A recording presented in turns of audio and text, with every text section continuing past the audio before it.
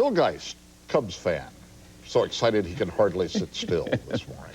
I understand you were out in Chicago. Yeah, I was there on the day when the Cubs decided that this really is the year, and they put the playoff and World Series tickets on sale. You had to call. You could get 4 tickets to any one game if you could get through. 7 million people called the first day, and I guess it was pretty hard for a few hours there to make a phone call in Chicago, even if you weren't a Cubs fan, because the lines were all tied up. Well, that's the kind of disaster that Cubs fans can put up with. I mean, they've put up with a lot of disaster over the years. It has been a little while. They were in the playoffs a few years ago. Well, they made it to the playoffs in '84, but they lost there in monumental, historic fashion, as is their custom. They'd taken a 2-0 lead in a 5-game series and blew it in the 5th game. And before that, of course, they were in the World Series as recently as 1945 and won it in 1908. Is your heart beating fast? Well, yes, it is. I visited Chicago myself this week, and it's a little unsettling to see these great players running around in Cubs uniforms. You can't figure out quite what they're up to. None of them are Ernie Banks. No, they're not. But most of them weren't Ernie Banks in the old days either. Customarily, they trade their good players when they can. When I was out there, they traded Lou Brock, who was a budding superstar, for Ernie Broglio, who was a pitcher in the twilight of a rather mediocre career. And that was kind of the way they did business then. So I don't know what they're up to now, but with Cubs fans, there's always a sense of impending doom. Something strange and unnatural is occurring in Chicago. It's late September. It's still hot, and the Cubs are in first place. Maybe it's the greenhouse effect. Maybe they think it's still July, and it's not time for them to fold yet. Everyone's saying that the Cubs now have an absolute lock on a division title, that it's almost mathematically impossible for them to lose their grip on first place. But no good Cubs fan really believes that. We're 99% scar tissue.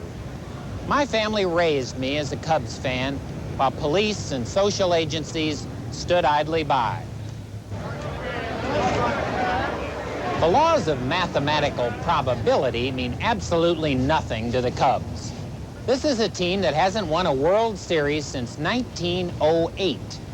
And they haven't even been in a World Series since 1945, when a lot of the better players for the other teams were off fighting World War II. This is why you don't find a lot of Cubs fans at anti-war rallies.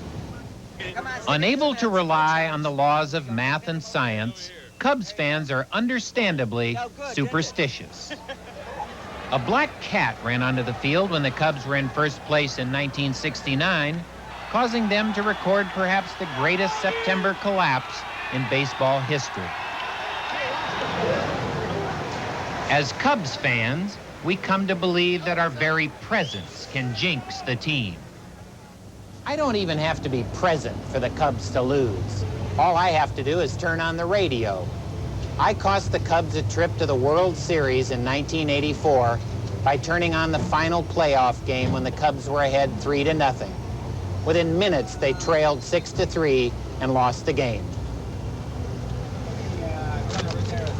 One, please. The more I think about it, I can't go to this game.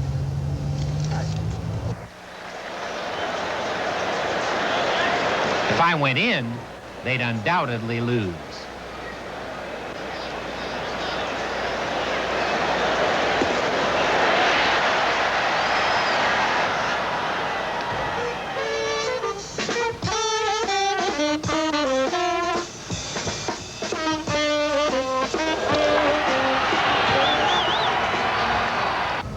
What's the score? New Yorkers don't understand how I can be loyal to a team like the Cubs. All New Yorkers understand is winning. Cubs fans just love a day at Wrigley Field, the most intimate park in the league, where baseball is played within ivy-covered walls, on natural grass, in God's own sunshine, and they still keep score by hand. It's a place where the neighbors catch home run balls in the streets and watch the games from their rooftops. What's the score? It's not good enough. It's not good? Do you know what it is? 5-1. 5-1, who's winning? Obviously not the Cubs. Yeah. The Mets are winning? Yeah. Just my being in the city limits causes the Cubs to lose.